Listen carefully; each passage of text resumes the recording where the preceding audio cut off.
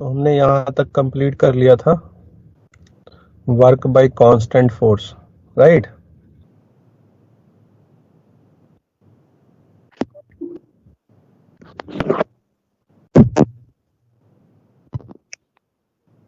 ठीक है, सर एक डाउट था सर फ्रिक्शन वाले चैप्टर से। बोलो, भेजो, ग्रुप में भेज दो। थ्योरी का डाउट है तो पूछ लो। एग्जाम्पल जो है बॉल्स को हम वॉल पे फेंकते हैं किसी एंगल पे, है ना, तो रेशियो पूछ रखा है इम्पल्सेस का, एंड फिर मोमेंटम किस डायरेक्शन में चेंज होगा, मतलब अलोंग द वॉल या फिर 90 degree to the wall. Momentum question भेजो, फिर बताता हूँ। क्वेश्चन भेजो, मैं बताता हूँ ब्रेक में। अभी पहले हम ये कर लेना। आप क्वेश्चन ग्रुप में डाल दो, ठीक है। तो work by variable force. Sir laws of motion का आप डॉट क्लास रखोगे नहीं? बिल्कुल रखेंगे, इस वीकेंड पे कर लेते हैं। Okay sir.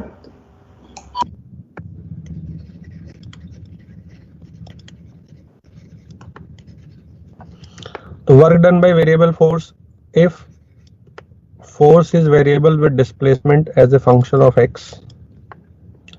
तो इसका जो वर्क होगा W वो इंटीग्रेशन एफ डी एक्स होगा, F dot D X cos theta. अगर हम x डायरेक्शन में ले रहे हैं तो थीटा 0 हो जाएगा, क्योंकि फोर्स भी x डायरेक्शन में लग रहा है। तो for x direction motion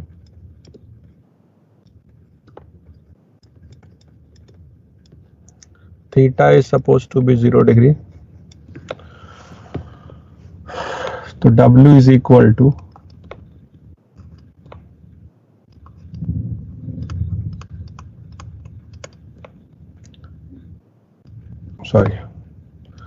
W is equal to F dx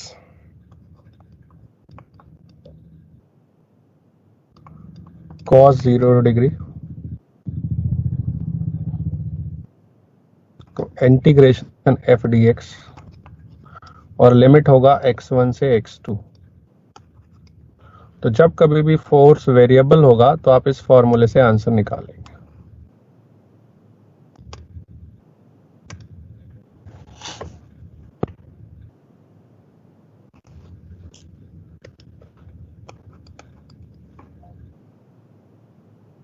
ठीक है।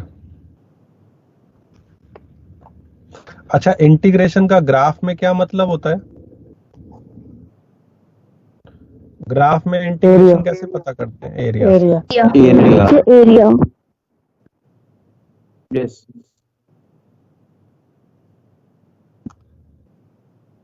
आपने यूएसएस से क्वेश्चन सॉल्व किए थे? Yes sir. तो प्रोजेक्टाइल मोशन सारा करके और इसके बाद लॉज ऑफ मोशन का आधा ही हुआ।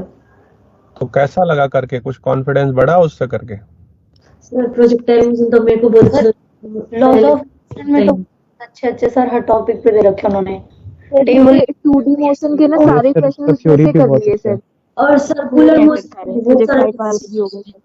तो भाई जिन्होंने 11th-12th में नहीं सॉल्व की है बुक, उनको तो जरूर अच्छी लग रही होगी और उनको अच्छा भी कॉन्फिडेंस भी बढ़ रहा होगा। और उतना ही करना है, ज्यादा नहीं करना है, ज्यादा लेंथी क्वेश्चंस नहीं ट्राई करना, ज्यादा उसमें पुली वाले और कनेक्टेड बॉडी वाले करेंगे। हाँ, तो आपने सेलेक्टेड क्वेश्चन करने हैं, सारे थोड़े करने हैं। जो आपके सिलेबस में है, सिलेबस देख के काम करो, बस वही करना है। सर मॉड्यूल के पहले से कर सकते हैं? मॉड्यूल के पहले ही करना है भाई, चैप्टर खत्म हो जाएगा उसके बाद।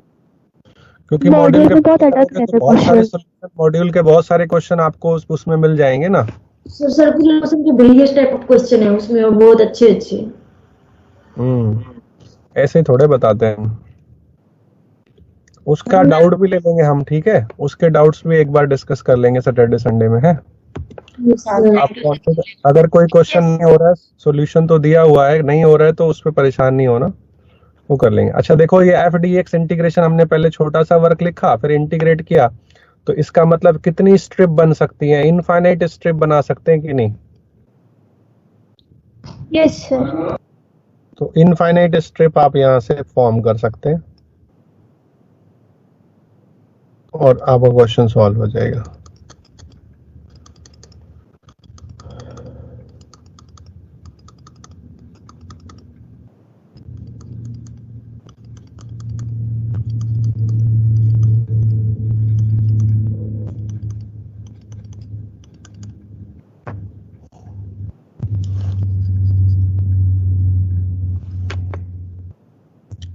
तो ऐसे सारे स्ट्रिप का एरिया जोड़ करके हम लोग वर्क निकाल लेते हैं।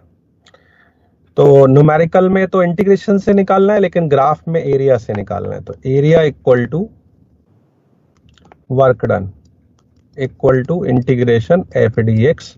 अब x1 की लिमिट मान लो यहां से x1 से x2 तक का बताना है, तो सिर्फ यही वाला एरिया हमारे काम का होगा, बाकी एरिया काम का नहीं होगा। x1 से x2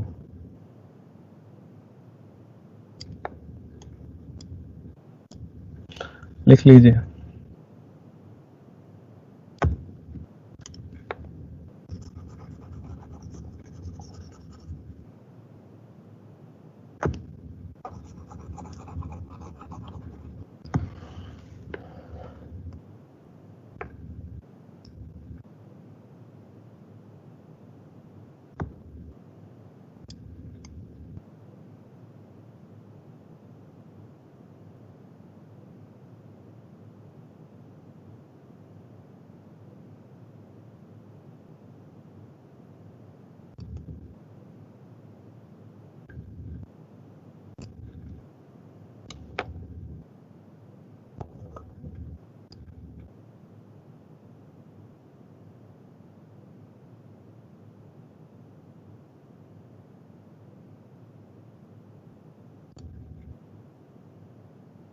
बोलो भाई, डन? Yes sir. चलो, अब अगर आपसे कहा जाए, एक को न्यूमेरिकल देता हूं, if f equal to 3x square then find, आपको वर्क बताना है एक ब्लॉक के लिए।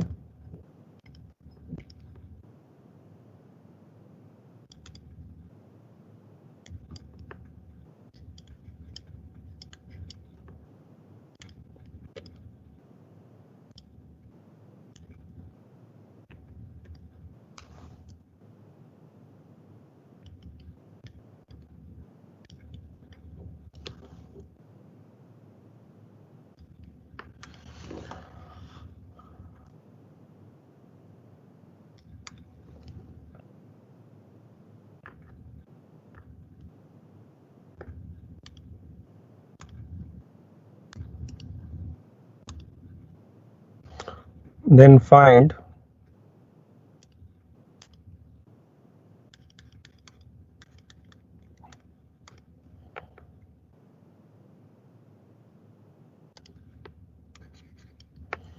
find work done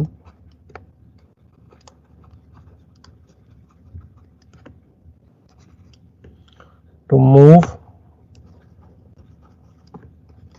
the block from x1 equal to 1 meter to x2 equal to 3 meter.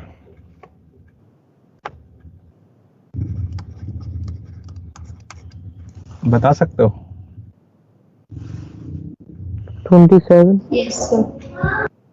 तो W is equal to integration F D x, limit चलेगा x1 से x2, 3x square D x, x1 बराबर 1 metre, x2 equal to 3 metre.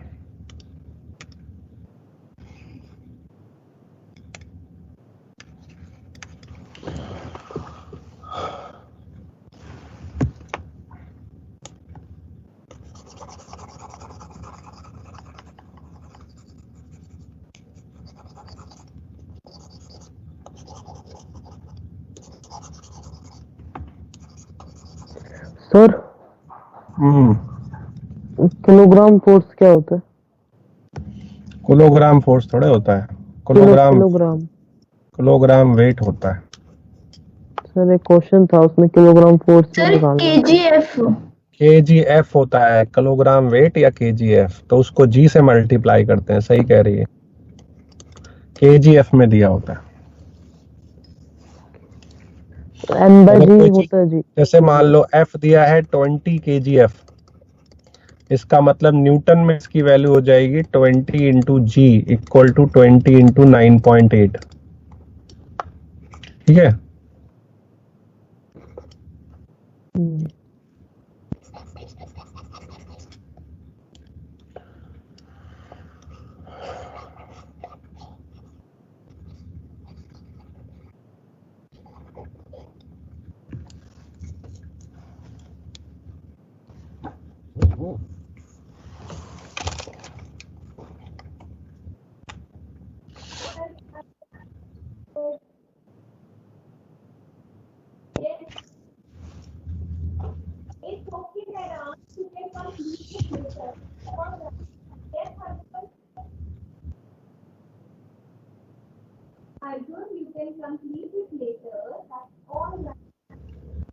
Done.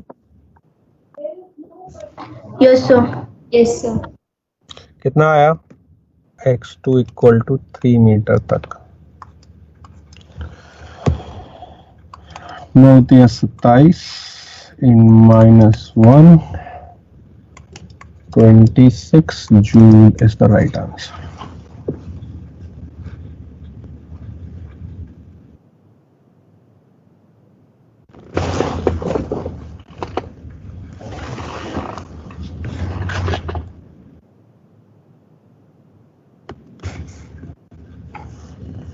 No,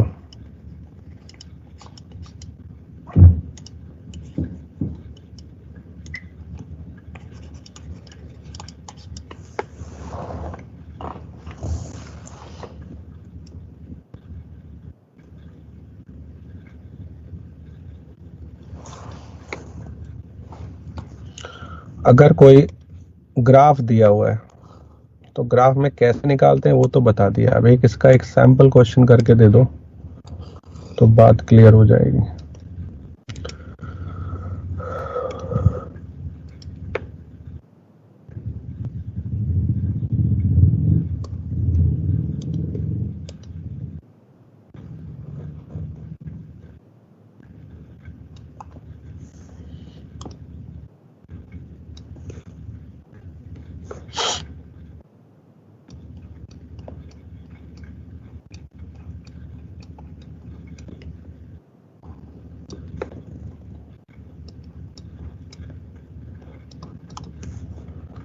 ये तुम्हारा y हो गया, ये तुम्हारा x हो गया।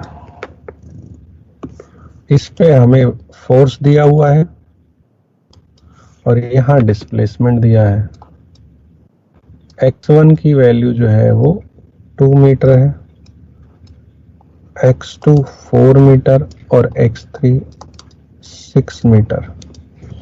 मैक्सिमम फोर्स जो है वो 20 न्यूटन है प्लस का, और नेगेटिव में जो फोर्स अप्लाई हो रहा है वो -20 न्यूटन है। आपको बताना है find work from x1 equal to 0 to x2 equal to 6 metre.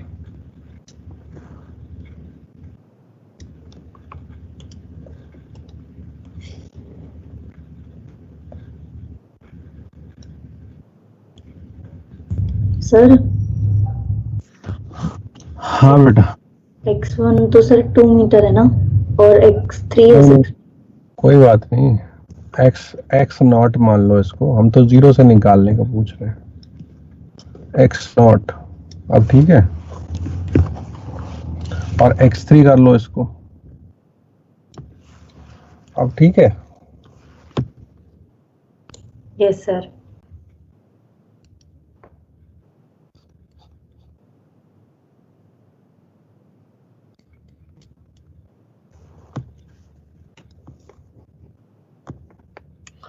तो ये पॉजिटिव वाला जो वर्क आएगा A1 एरिया, वो half of base into height, base है 4 और हाइट है 20, तो ये हो गया पॉजिटिव एरिया का जो वर्क हो गया वो हो गया प्लस का 40 जूल, और जो नेगेटिव एरिया का वर्क हो गया half of base into height, base है 6 माइनस 4 और हाइट है -20, तो जो नेगेटिव वर्क आ गया वो आया -20 जूल। तो देयरफॉर टोटल वर्क कितना हो जाएगा A1 plus A2 total work, लेकिन पॉजिटिव नेगेटिव करेंगे तो 40 माइनस 20 इक्वल टू 20 जूल। क्या सबका यही आ रहा है? Yes sir. यस। लिख दीजिए।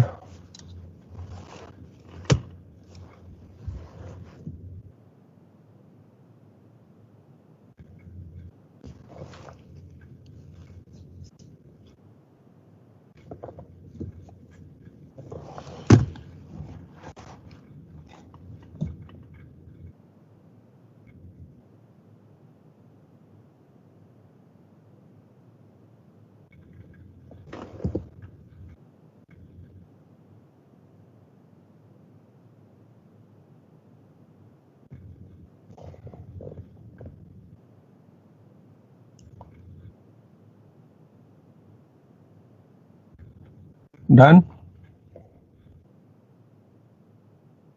Yes sir.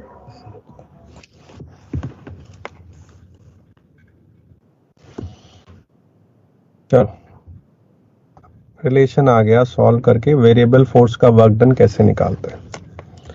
अब अगला पॉइंट इसमें आता है वर्क एनर्जी थ्योरम। तो उसको समझने के लिए पहले हमें एनर्जी के टाइप्स समझने पड़ेंगे, एनर्जी कितने टाइप का होता है। तो एनर्जी आप जो पढ़ेंगे वो 3 टाइप का पढ़ेंगे, kinetic energy, potential energy and mechanical energy.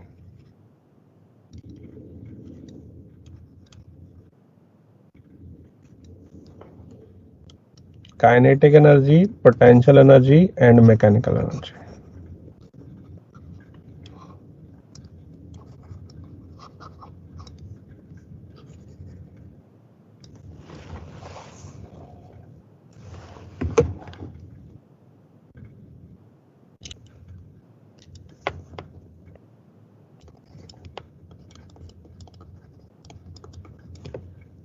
जो काइनेटिक एनर्जी होती है बॉडी में, वो मोशन की वजह से होती है।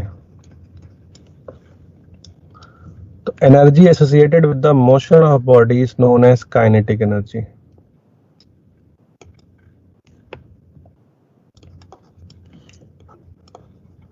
Energy associated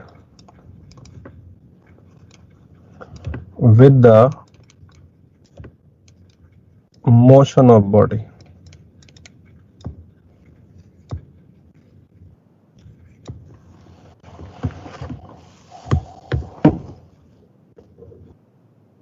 Right?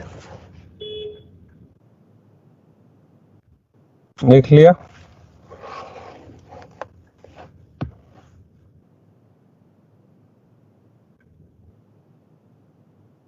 Done? Yes sir. इसी में अगर हम यस सर। मोमेंटम के लिए लिखना चाहें तो काइनेटिक एनर्जी और मोमेंटम का क्या रिलेशन होता है? p²/2m। तो हम इसको m से मल्टीप्लाई m से डिवाइड करते हैं, तो ये mv का होल स्क्वायर अपॉन m हो जाएगा, तो इससे बन जाएगा p²/2m।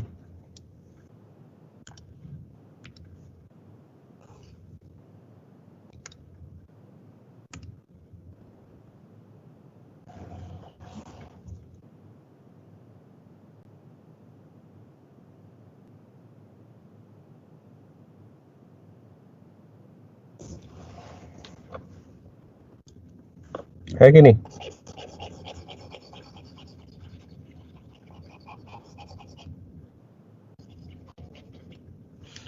डन।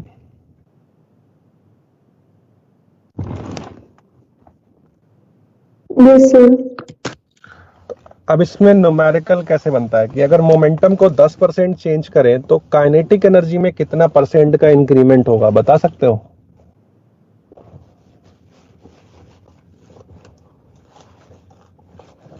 Yes sir. लिखो, if momentum is increased 10%, then increase in kinetic energy of the system will be.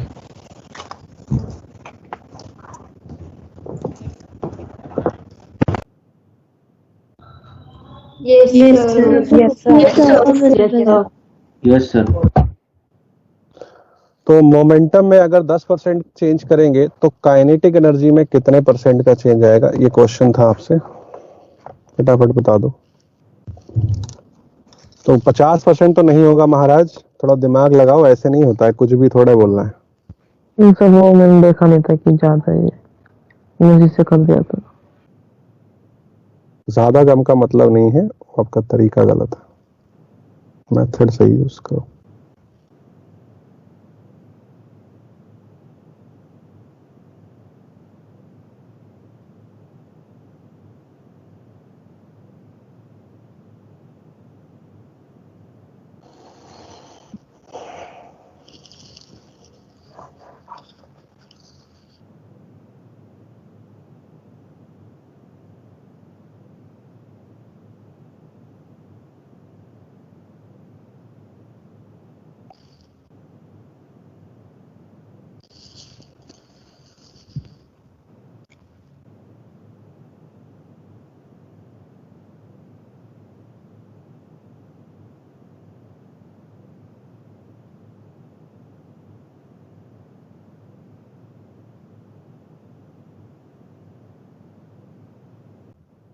ये करना था।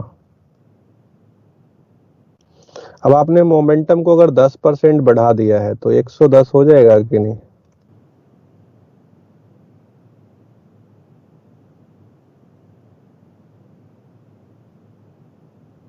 (121/100) तो K2/K1, जैसे ये 100 के रेस्पेक्ट में 110 हो गया, तो ये 100 के रेस्पेक्ट में 121 हो गया। तो आई थिंक आगे कैलकुलेशन करने के लिए आपको 1 माइनस करना पड़ेगा, वो करने की जरूरत नहीं है। 100 के रेस्पेक्ट है ये 21।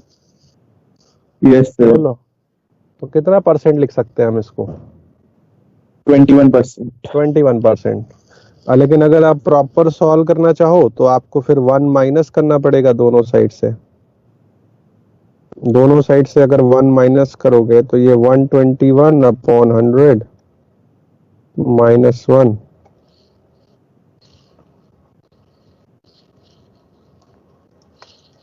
तो ये आपका आ गया K2 - K1 अपॉन में K1 is into 100 is equal to 121 - 100 upon 100 और into 100। परसेंटेज निकालने के लिए into 100 करेंगे तो ये कैंसिल हो गया, तो क्या बचा आपका? 21% ही तो बचा। Yes sir. लेकिन ऑब्जेक्टिव में फास्ट कैलकुलेशन करने का तरीका क्या है कि आप इसको यहीं से देख सकते हो, सीधा गैस कर सकते हो कि नहीं? Yes sir. Yes sir. 100 के रेस्पेक्ट में कितना बढ़ा, दैट मैटर्स।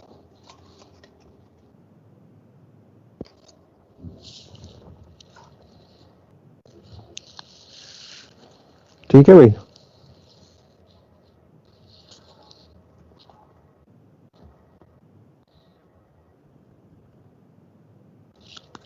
बोलो।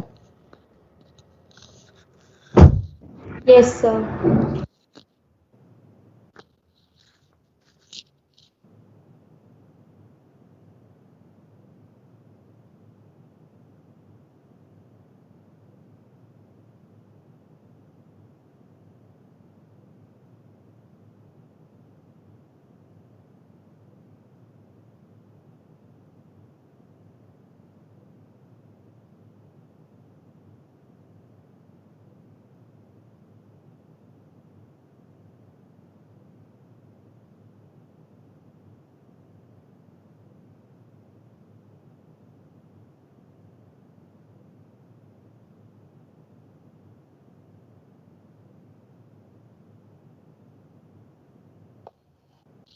चलो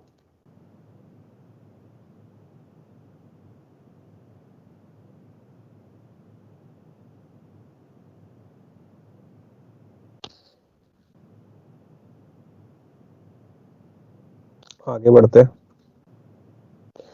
काइनेटिक एनर्जी के बाद अगली चीज आती है potential energy.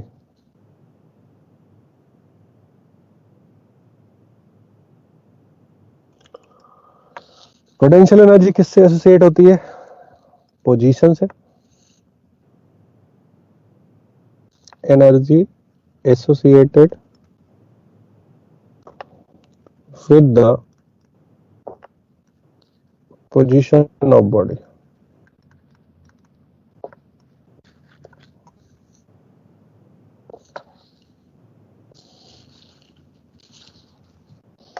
Energy associated with the position of body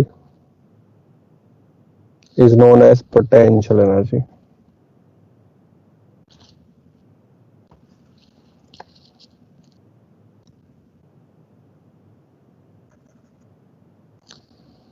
तो U जो है हमारा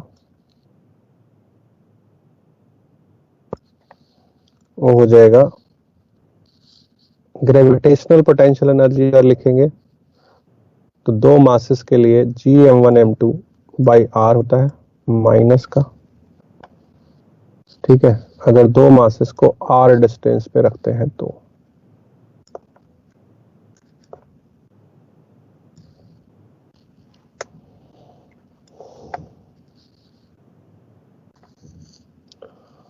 और अगर हम इलेक्ट्रिक पोटेंशियल एनर्जी निकालना चाहते हैं तो होता है 1/4 pi epsilon not Q1 Q2 by R। ये दो चार्जेस के लिए होता है।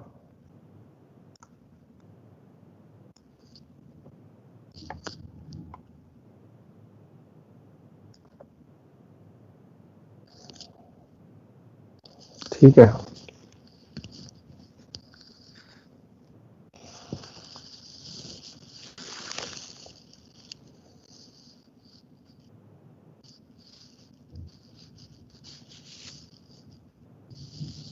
बोलो। डन। Yes sir.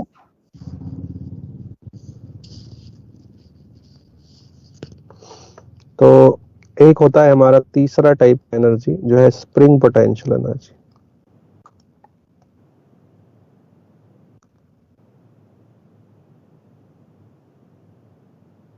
तो स्प्रिंग में जो पोटेंशियल एनर्जी होती है, अगर स्प्रिंग को आप x सेंटीमीटर इलोंगेट करते हैं फ्रॉम इक्विलिब्रियम पोजीशन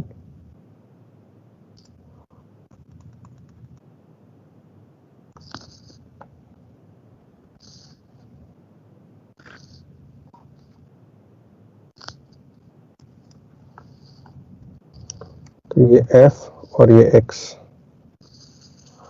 तो अगर x सेंटीमीटर इलोंगेट करेंगे तो u equal to half kx square होगा। यहाँ पे k क्या कहते हैं? Force constant.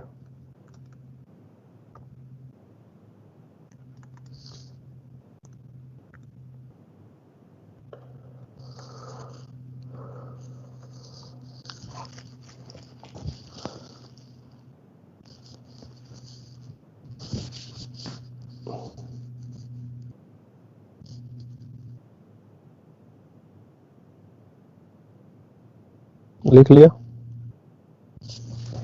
इसको फोर्स कांस्टेंट भी बोलते हैं, स्प्रिंग कांस्टेंट भी बोलते हैं।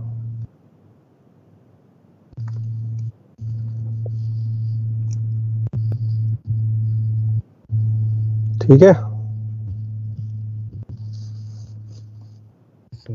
Yes sir. चलो अब आता है इसमें मैकेनिकल एनर्जी। तो मैकेनिकल एनर्जी की वजह क्या होती है? मैकेनिकल एनर्जी इन दोनों का सम होता है। मैकेनिकल एनर्जी वाले पोर्शन में लिख देंगे it is the sum of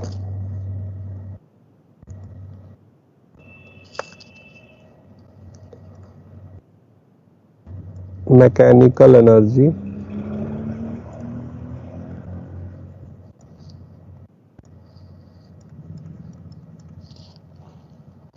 it's the sum of sum of kinetic energy and potential energy.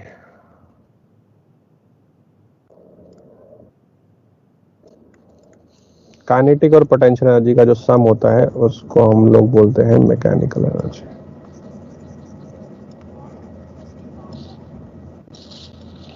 ठीक है,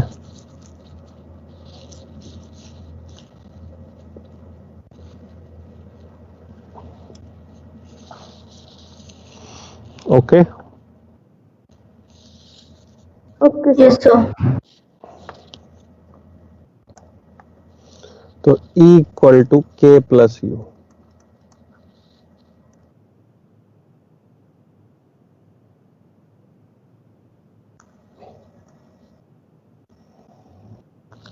अगर हम change in electric plus kinetic निकालेंगे तो change in kinetic plus change in potential equal to change in mechanical energy आ जाएगा।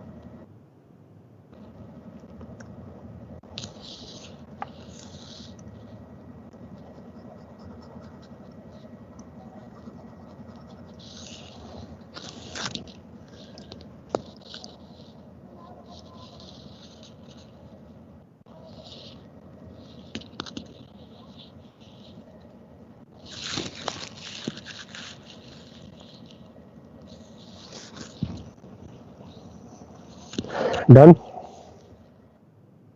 Yes sir. अब आपसे कहा जाएगा वर्क एनर्जी थ्योरम। वर्क और एनर्जी का क्या रिलेशन होता है? Work energy theorem.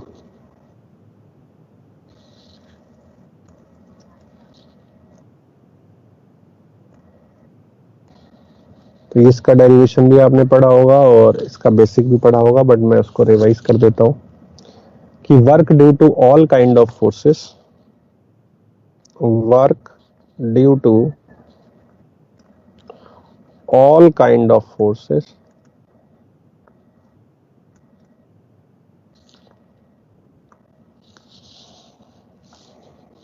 always equal to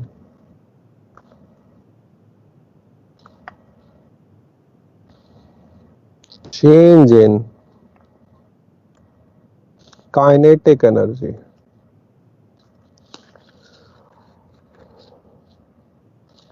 of the system.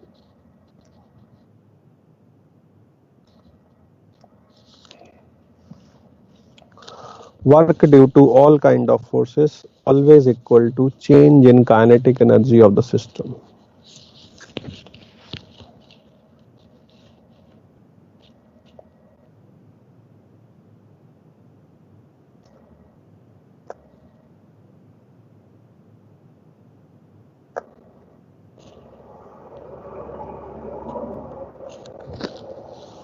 ठीक है,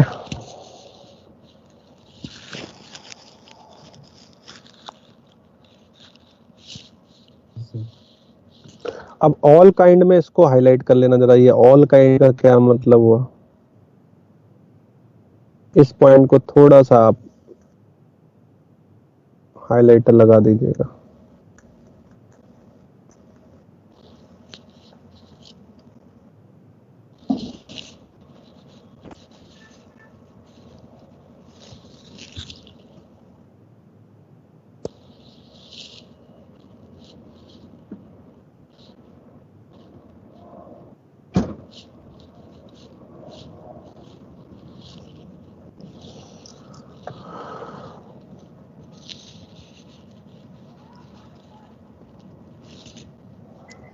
तो ऑल काइंड में हम लोग लिख देंगे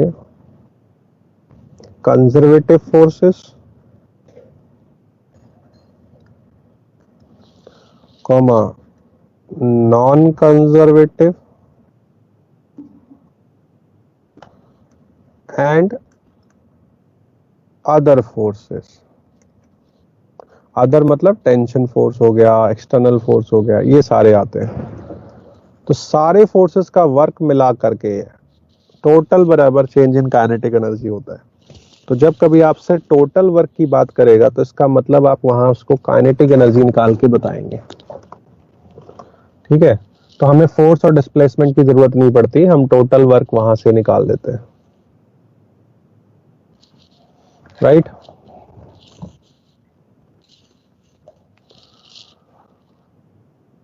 यस सर।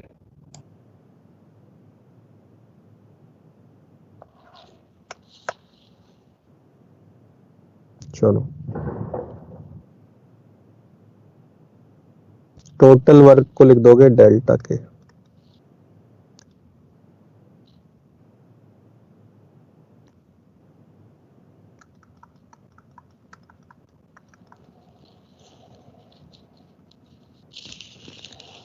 अब इसमें क्या लिखोगे? Conservative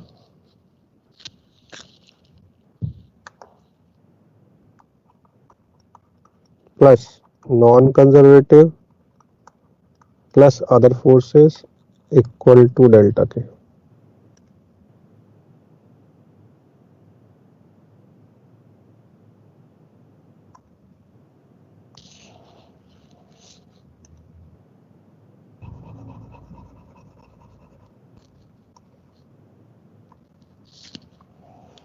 conservative plus non conservative plus other forces equal to delta के।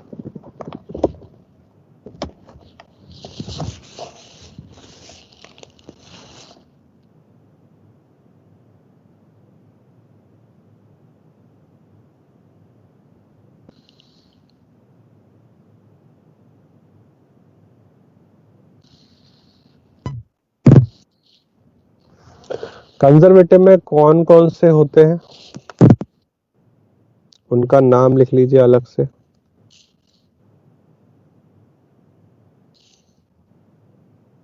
तीन बताऊंगा आपके, अभी इसमें सिलेबस में 3 फोर्सेस हमने पढ़ने कंजर्वेटिव में। एक ग्रेविटेशनल फोर्स,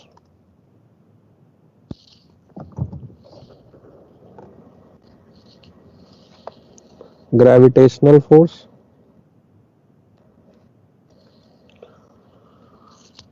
दूसरा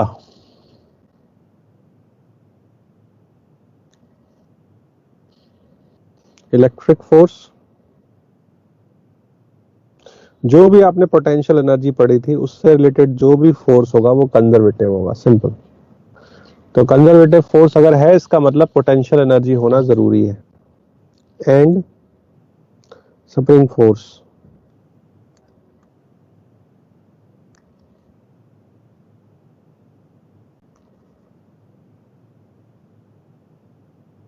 तीन फोर्सेस आ गए कंजर्वेटिव की कैटेगरी में।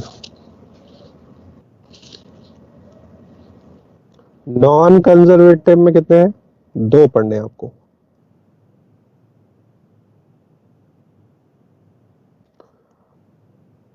नॉन कंजर्वेटिव की कैटेगरी में 2।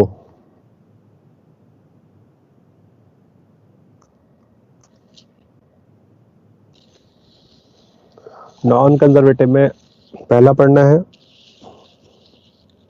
फ्रिक्शन, जो कि इस चैप्टर में आपने पढ़ा था, और दूसरा है विस्कस, जो कि हम फ्लूइड में पढ़ेंगे, उसका यहाँ कोई लेना देना नहीं है। विस्कस फोर्स, लिक्विड की 2 लेयर्स के बीच में जो फोर्स लगता है उसको हम लोग बोलते हैं विस्कस फोर्स।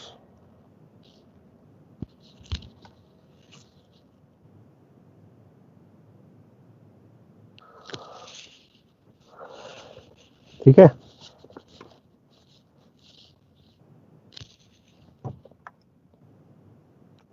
ओके।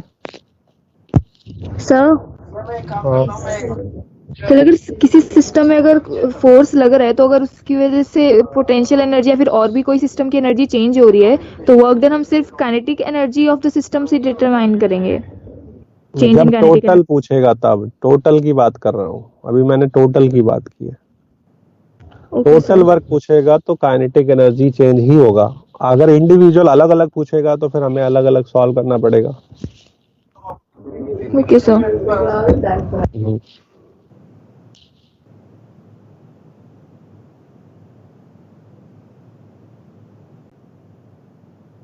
अब ये तो थ्योरम नंबर 1 होगी। अब theorem number 2,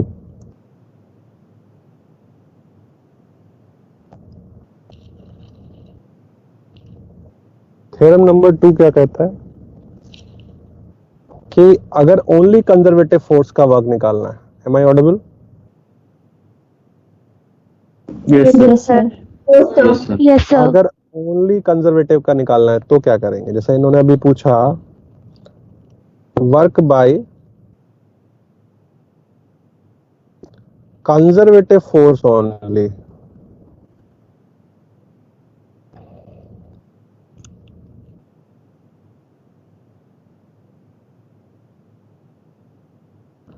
conservative force only का वर्क जो होता है वो माइनस ऑफ डेल्टा यू होता है, change in potential energy of the system, change in potential energy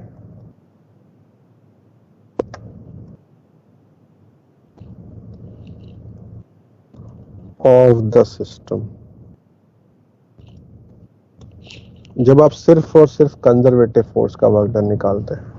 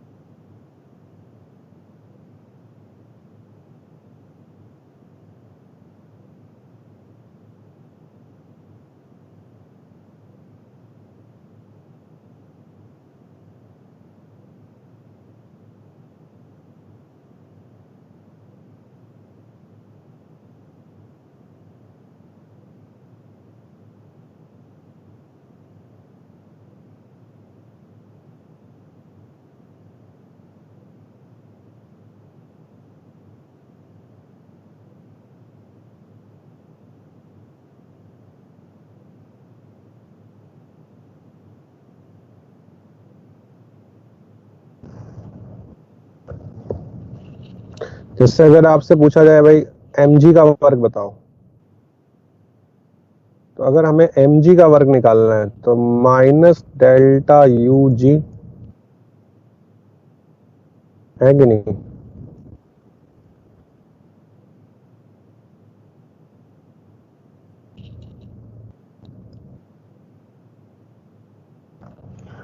तो अगर आपको निकालना है इलेक्ट्रिक एनर्जी, इलेक्ट्रिक फोर्स का वर्क डन, तो आप कैसे निकालोगे? Change in electric potential energy. बोलो।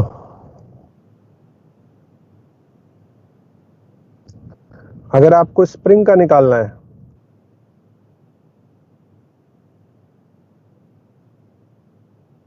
अरे हाँ तो बोल दो, स्प्रिंग एनर्जी का चेंज निकालेंगे। Yes, sir.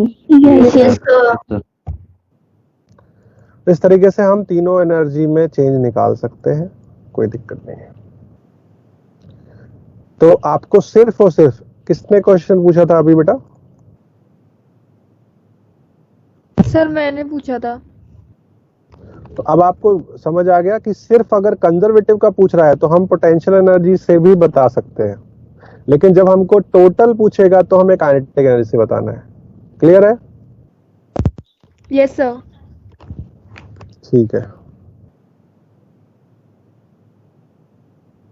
अब थ्योरम नंबर 2 को अगर हम 1 के साथ कंबाइन करें, from theorem 1 and theorem 2, theorem 1 क्या कहता है? टोटल वर्क यानी W conservative plus W non conservative plus external यानी other forces is equal to delta K, और थ्योरम नंबर 2 क्या कहता है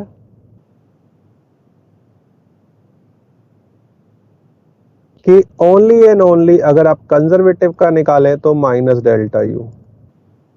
अब 1 और 2 को कंबाइन करो, देयरफॉर फ्रॉम 1 एंड 2 क्या हम ये लिख सकते हैं माइनस डेल्टा यू प्लस डब्ल्यू n c plus other forces, यानी WC की जगह पे ये रिप्लेस कर सकते हैं इक्वल टू डेल्टा के। तो यहां से WNC plus W other forces is equal to delta k plus delta U।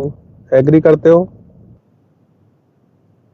Yes sir. इसको देख करके कुछ याद आ रहा है? Delta k plus delta U। Mechanical energy. तो एक नया थ्योरम बन गया यहां से हमारा कि अगर आप only non conservative plus external force का वर्क निकालना चाहते हो तो मैकेनिकल एनर्जी के चेंज के बराबर होगा। तो 3 थ्योरम बन गई यहां से आपकी। 3 तरीके से सेम क्वेश्चन को आप सॉल्व कर सकते हो। You will 3 method to solve the numerical. पहला, अगर कंजर्वेटिव यानी कि स्प्रिंग फोर्स या ग्रेविटेशन पूछता है तो डेल्टा U, टोटल पूछेगा तो डेल्टा के, और अगर non conservative plus other forces का वर्क पूछेगा तो delta E।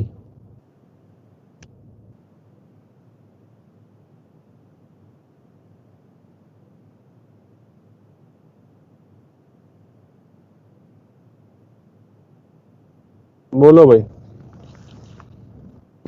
Yes sir.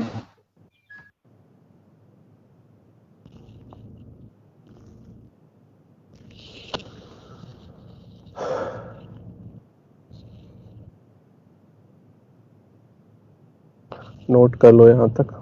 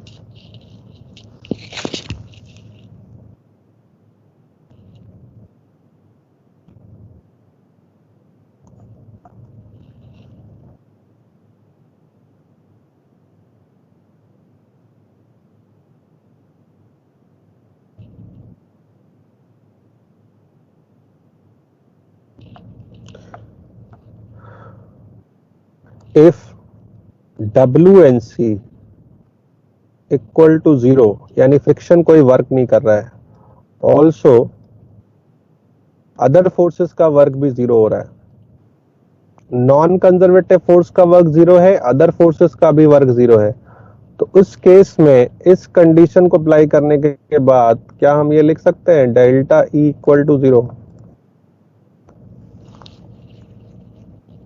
Yes sir.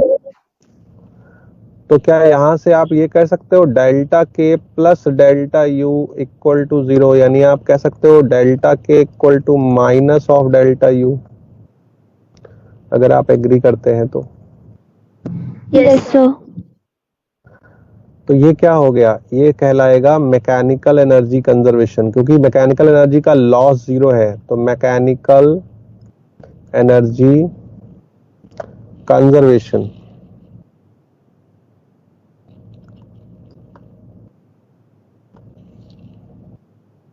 और क्या होगा?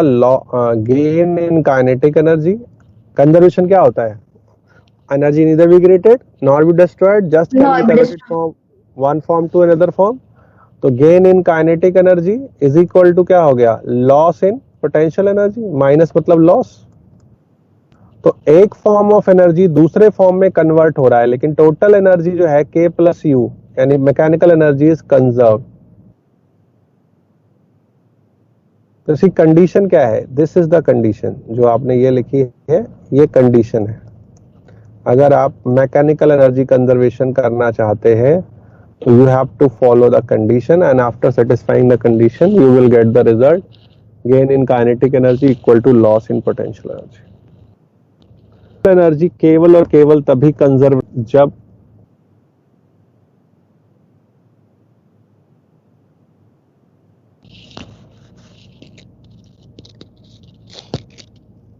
Work done by non conservative and other forces zero होता है तब।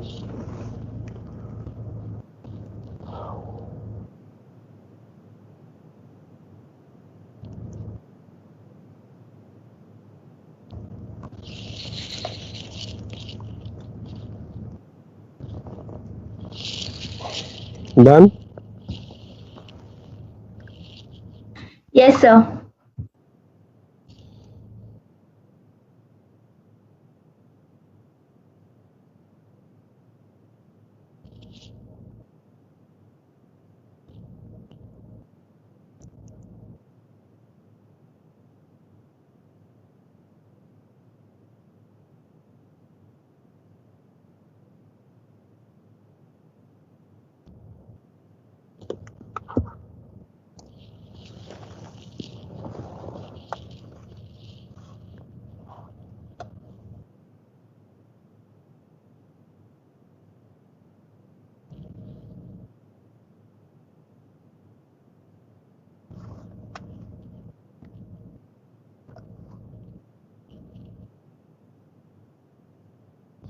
नाउ एप्लीकेशन करेंगे तो बात क्लियर होगी।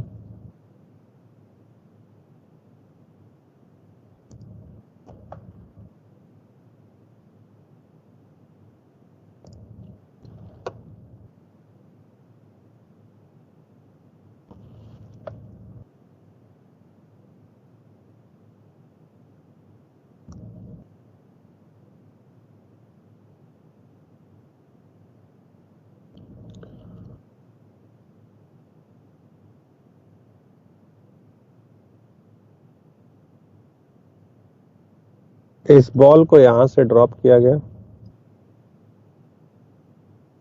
और ये स्मूथ सरफेस है, तो ध्यान रहे अगर मैकेनिकल एनर्जी कंजर्वेशन लगाना है तो मेक श्योर कि फ्रिक्शन शुड बी एब्सेंट, क्योंकि अगर फ्रिक्शन प्रेजेंट होगा तो वर्क जरूर करेगा। पूछो क्यों? क्योंकि फ्रिक्शन हमेशा टेंजेंशियल टू द पाथ होगा, तो डिस्प्लेसमेंट के अपोजिट होगा तो वो नेगेटिव वर्क करेगा। हाँ या ना? Yes, sir. तो अगर आप मैकेनिकल एनर्जी कंजर्वेशन अप्लाई करना चाहते हो तो ये ध्यान रखना है कि फ्रिक्शन शुड बी एब्सेंट।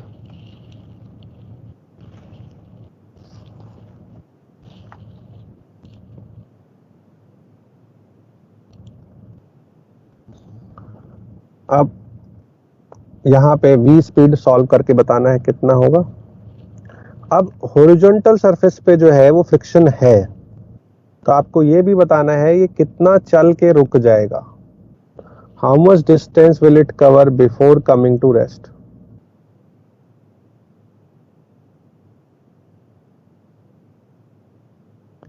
यहां पर ये रफ सरफेस है, तो यहां पे म्यू के दिया हुआ है 0.2, तो how much distance will it cover before coming to rest.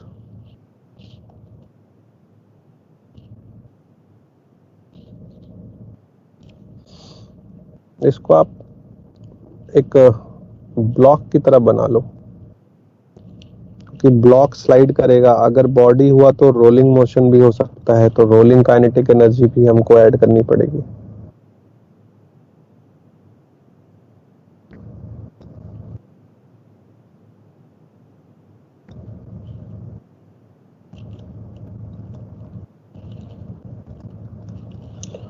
Final speed भी इसकी 0 है, इनिशियल भी 0 है।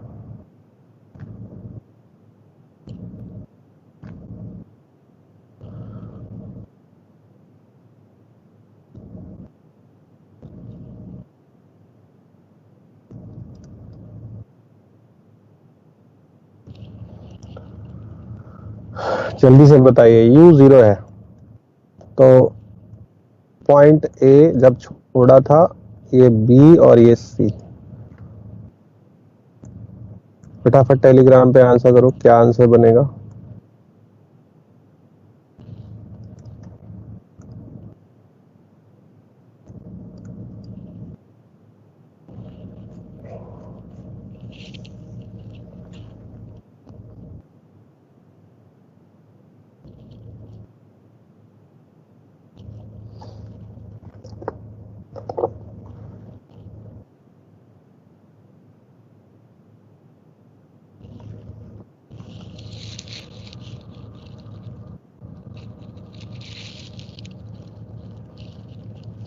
सर एच की वैल्यू नहीं है कुछ? एच की वैल्यू है, क्यों नहीं है? एच की वैल्यू है 100 मीटर।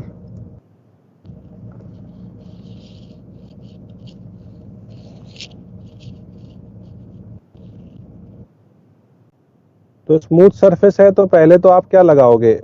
ए टू बी, ए से बी के लिए क्या होगा? Gain in kinetic energy,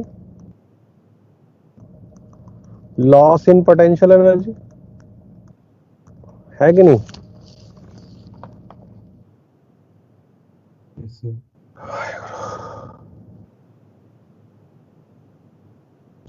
kinetic energy का गेन कितना होगा? Half m v square minus 0 का स्क्वायर। पोटेंशियल एनर्जी का लॉस कितना होगा? mgh। तो जो V1 आपका आ रहा है वो √2gh आएगा।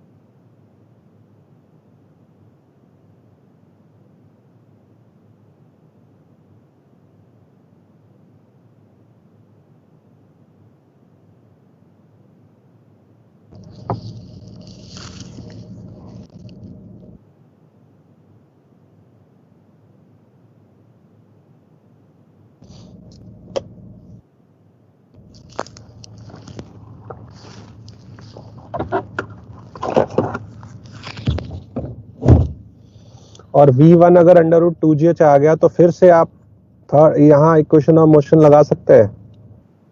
Again V1 square minus 2ax, हाँ या ना? तो फाइनल स्पीड तो 0 है और V1 का स्क्वायर 2gh हो जाएगा। और A कितना होगा? Friction force Fk upon m, जो रिटार्डेशन होगा, और फ्रिक्शन फोर्स अपॉन मास ये कितना होगा? म्यू के mg।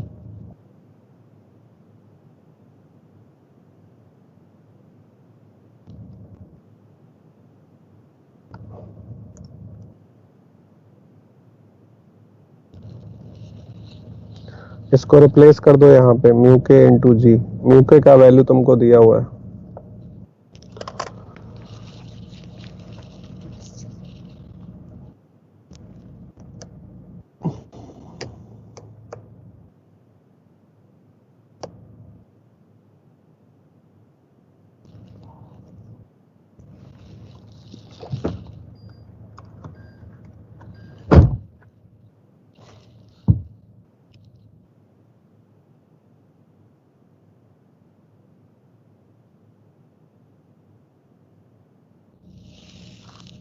डन।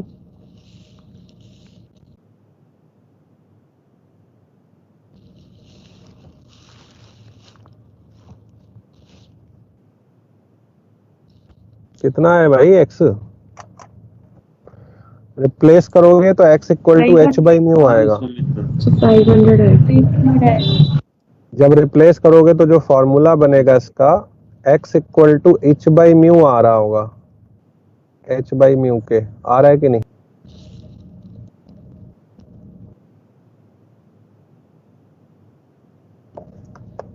इस फॉर्मूले को इसमें रखो यहाँ पे।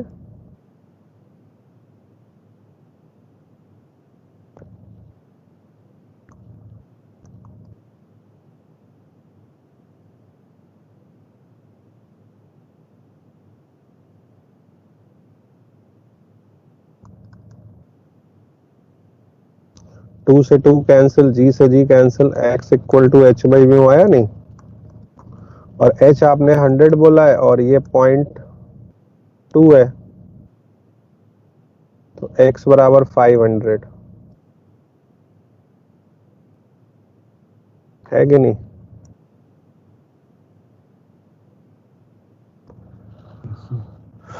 क्या सबका आ गया 500? Yes sir. Yes Yes, sir. Yes sir.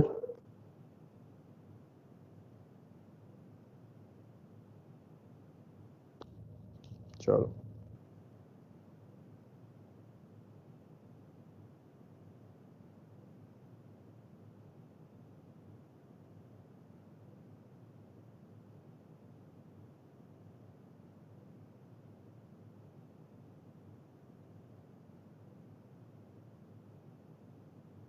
Next.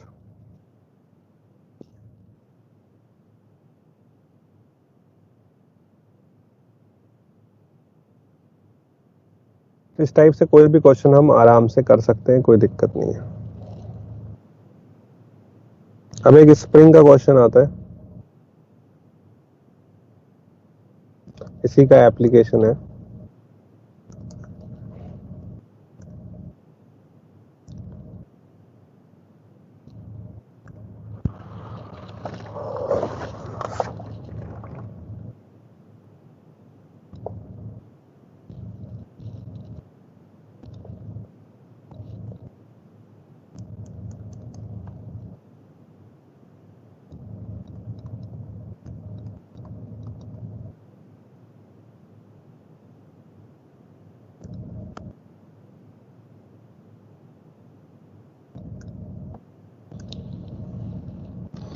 ये 20 मीटर पर सेकेंड से आ रहा है और इसको कोलाइड किया और k का वैल्यू है 50 न्यूटन पर मीटर। तो जब ये ब्लॉक इससे टकराएगा और ये स्मूथ सरफेस है, यहाँ कोई एनर्जी का लॉस नहीं हो रहा है, यानी फ्रिक्शन नहीं है। Find maximum compression in spring. तो यहां भी हम एनर्जी कंजर्वेशन लगा सकते हैं। Energy neither be created nor be destroyed, just can be converted from one form to another. तो यहाँ ग्रेविटेशनल पोटेंशियल एनर्जी का चेंज नहीं होगा, क्यों? क्योंकि हाइट चेंज नहीं हो रहा है। तो यहाँ कौन सी एनर्जी चेंज करेगी? काइनेटिक एनर्जी का लॉस हो जाएगा फुल। मैक्सिमम कंप्रेशन मतलब जब स्प्रिंग पूरा कंप्रेस हो गया तो जब ब्लॉक यहाँ पहुंच जाएगा तो ब्लॉक रेस्ट में आ जाएगा, ब्लॉक का फाइनल स्पीड 0 हो जाएगा और इनिशियल स्पीड u आपको दिया हुआ है। तो क्या लिखाओगे इक्वेशन? एनर्जी कंजर्वेशन का इक्वेशन क्या होगा? Which type of energy is lost? Kinetic energy. Kinetic energy किसमें स्टोर होगा? Potential energy. पोटेंशियल एनर्जी में। लिख लीजिएगा, loss in kinetic energy is equal to gain in potential energy.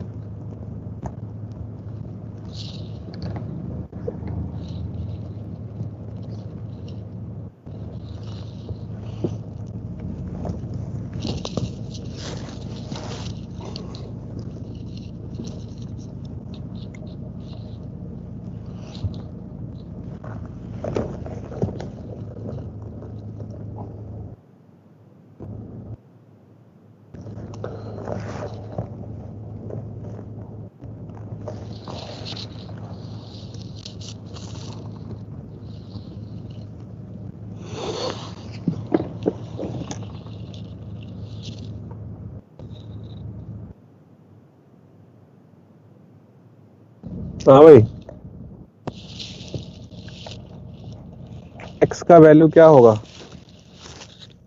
Maximum compression in the spring 4√5। 4√5।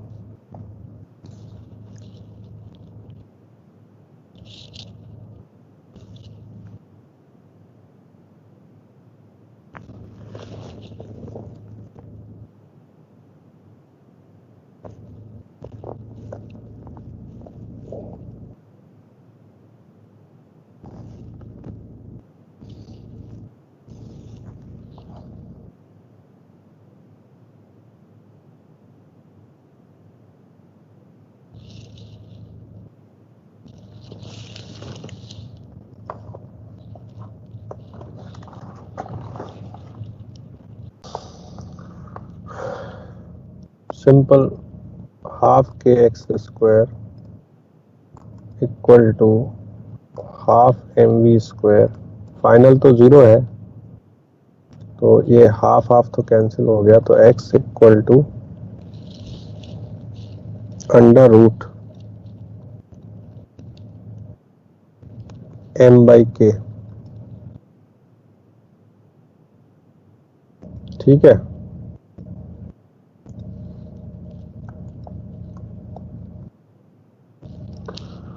m की value 10 है, k की value 50 है और v का वैल्यू 20 है। तो ये तो 1/5 आ रहा है, √5। √5 से मल्टीप्लाई डिवाइड करेंगे तो √5 से मल्टीप्लाई डिवाइड करेंगे तो ये 4√5 मीटर। यही आया ना सबका? Yes sir. Yes sir. तो इस तरीके से हम सॉल्व कर सकते हैं, कोई प्रॉब्लम नहीं।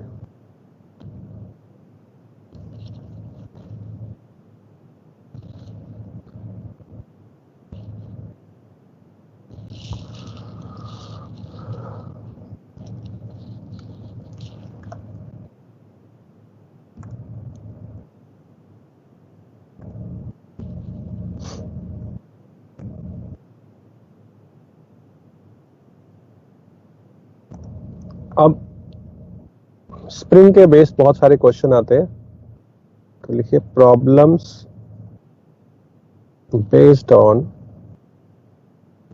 स्प्रिंग।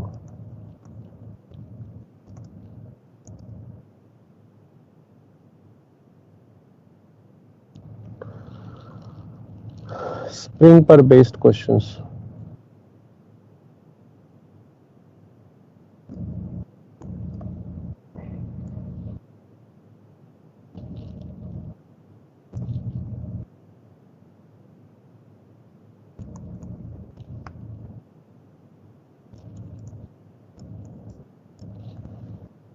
तो ये मास को हैंग कराया गया, अगर इसका फोर्स कांस्टेंट वही है 50 न्यूटन पर मीटर और मास जो हैंग कराया वो 20 केजी हैंग कराया, तो at equilibrium the elongation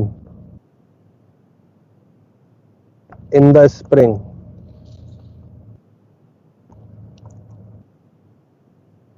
should be, spring में कितना elongation होगा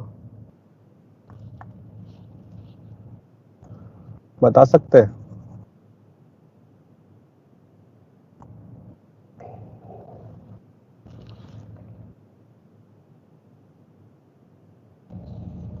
At equilibrium, the elongation is the spring should be.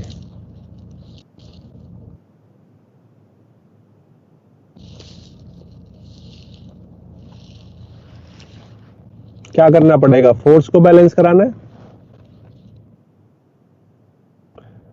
Spring force क्या होगा? kx, और वो किसको बैलेंस करेगा? mg को। Yes sir. बस kx इक्वल टू mg कर दो, बता दो।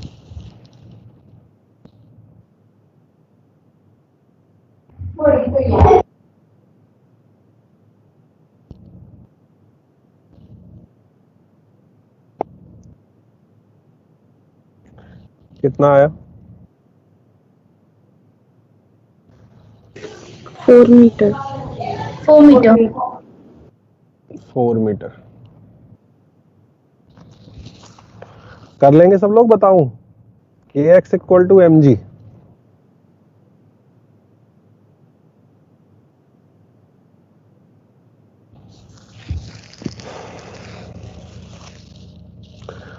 अब जल्दी से इसका एक्सरसाइज शेयर कर दो, वर्क वाले का पहला एक्सरसाइज, फर्स्ट एक्सरसाइज ग्रुप में शेयर करना मुझे तो।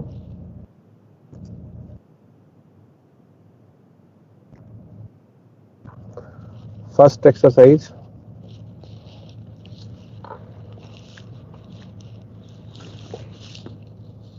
वर्क में हमने डॉट प्रोडक्ट तो पढ़ा है ना? डॉट प्रोडक्ट पढ़ाया था आपको, भूल गए हो तो एक बार याद दिला देता हूं। Yes sir. वेक्टर का a डॉट b क्या होता है? Mod of a mod of b into cos theta. और i डॉट i अगर कहीं पे आएगा, क्योंकि वेक्टर में तो डॉट प्रोडक्ट यहाँ तो यूज होगा, क्योंकि वर्क में डॉट प्रोडक्ट यूज होता है। जे डॉट जे ये भी 1 होगा और के डॉट के ये भी 1 होगा।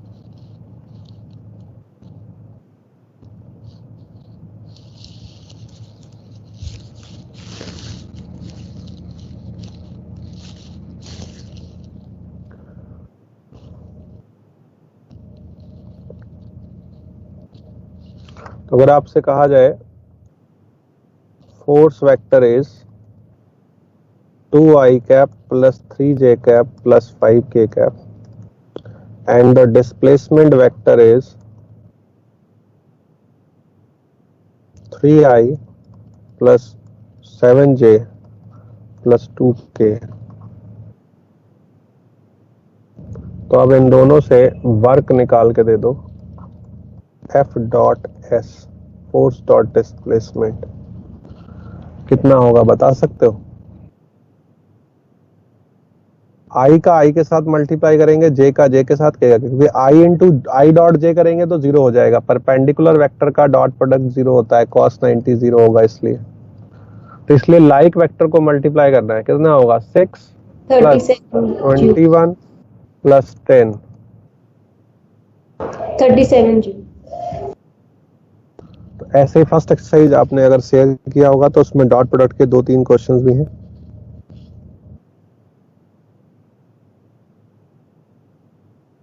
एरिया वाला क्वेश्चन भी है, जल्दी से बता दो क्या आंसर बनेगा। Fast and furious.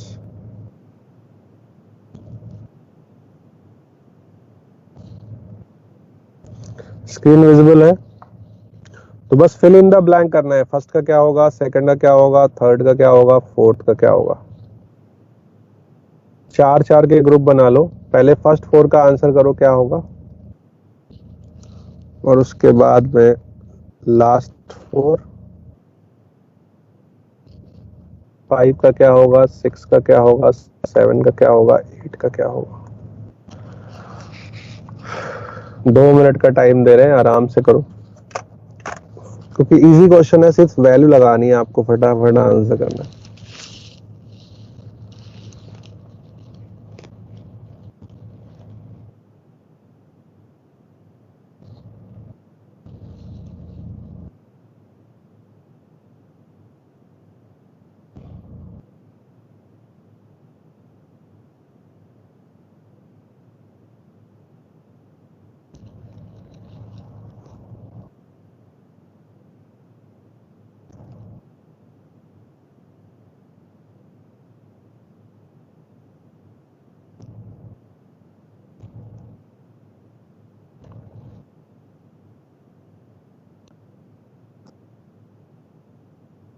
पहले वाले में क्या बनेगा? First option.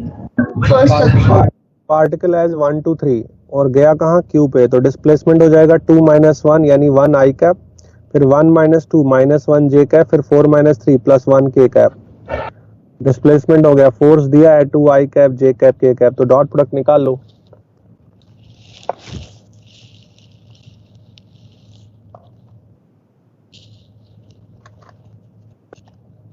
तो पहले वाले क्वेश्चन में डिस्प्लेसमेंट में लिख देता हूं, फाइनल माइनस इनिशियल करते हैं, तो 2 - 1 i cap plus 1 - 2 j cap plus 4 - 3 k cap.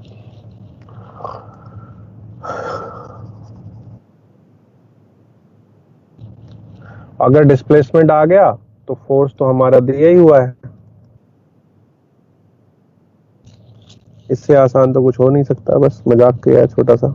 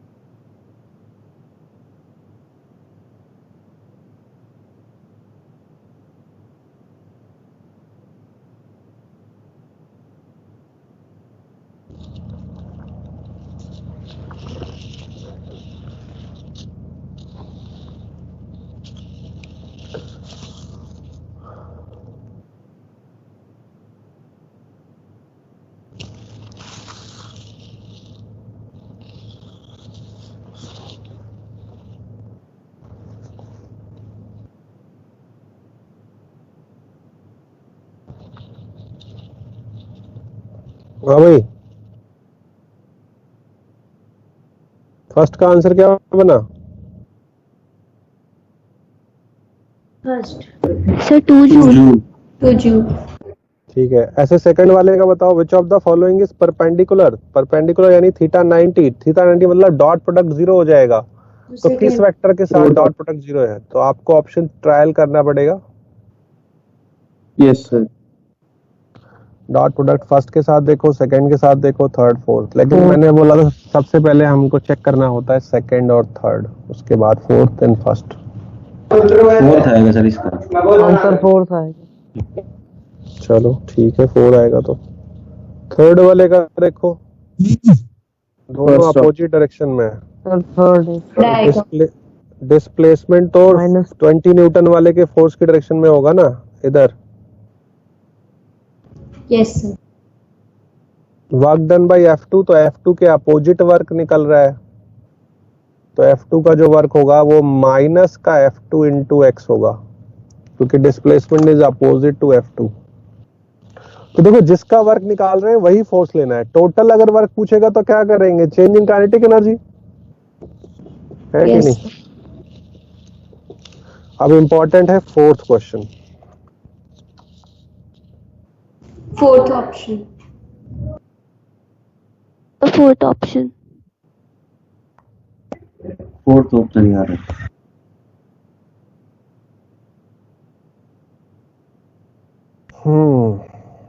Fourth option, इसमें भी fourth option. Yes sir.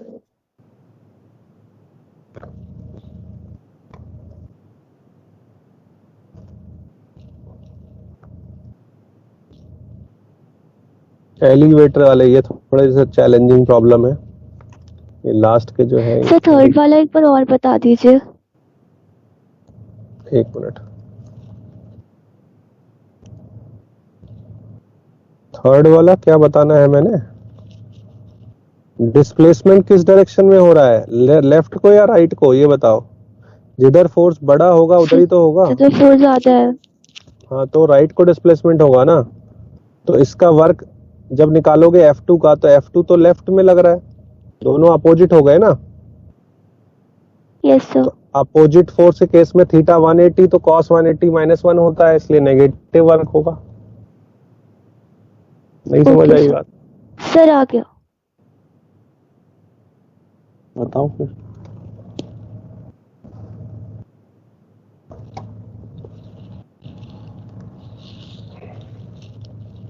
Divide by जी नहीं करोगे? तो आंसर हो रहा है mg माइनस ए, ये होगा न्यूटन में, लेकिन डिवाइडेड बाई जी करेंगे तो फिर ये किसमें हो जाएगा, kgf में।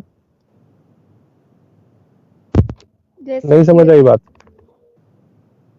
आ गया सर। ठीक है,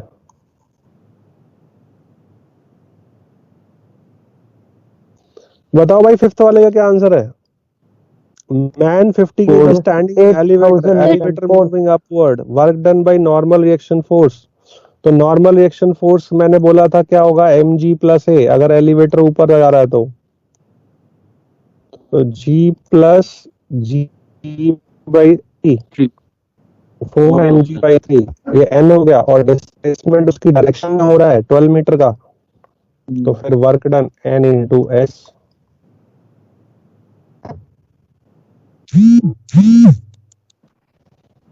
ठीक है, यस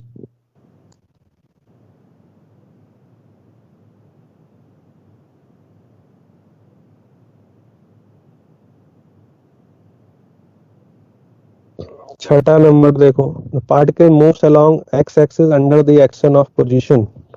फोर्स दिया है, वेरिएबल फोर्स है, work done by force x from origin, यानी x1 बराबर 0 से x2 बराबर 3 तक निकालना है। इंटीग्रेशन कर पाओगे?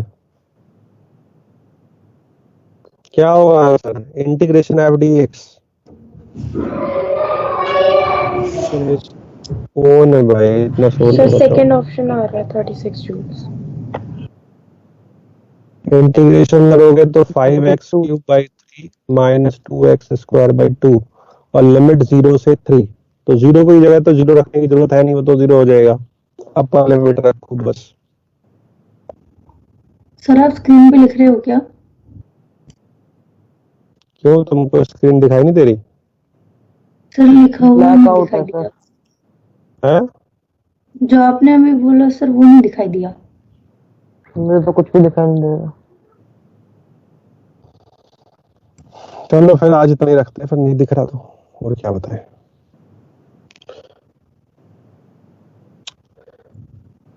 नहीं दिख रहा कुछ भी?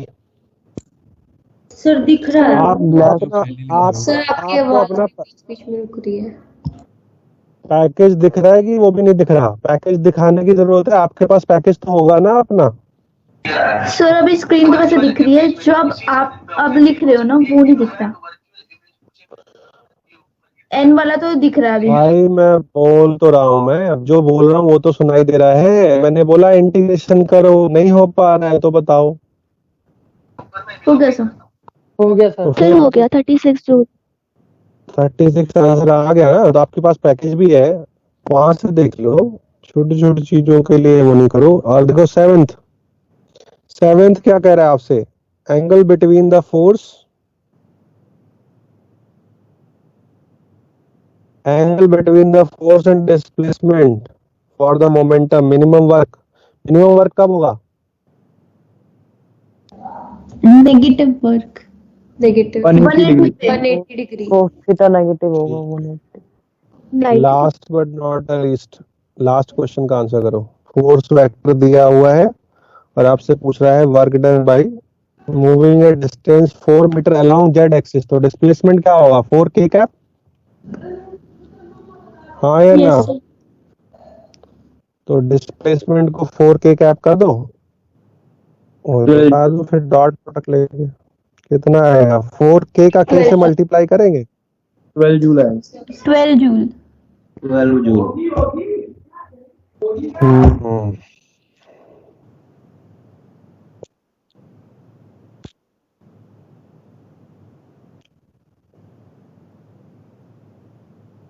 चलो फिर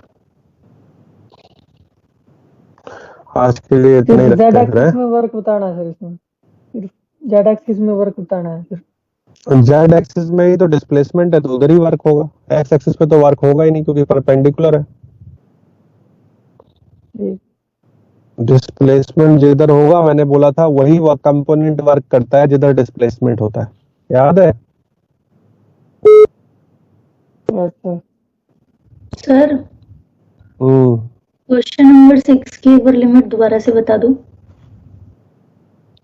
लिमिट 0 से 3, फ्रॉम ओरिजिन टू 3 बोल रहा है ना, हाँ जी तो सर। लोअर लिमिट रखने की जरूरत ही नहीं है। इंटीग्रेशन क्या आया, 5x की पावर 3/3 माइनस एक्स स्क्वायर, यही आया होगा ना। Yes sir. वैल्यू डाल दो और बता दो।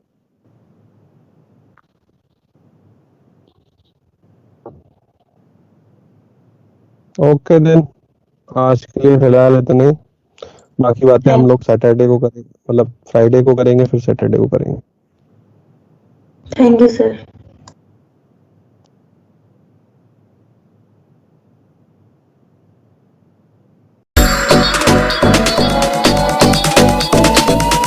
Smash the like button and also subscribe Mystery Notebook.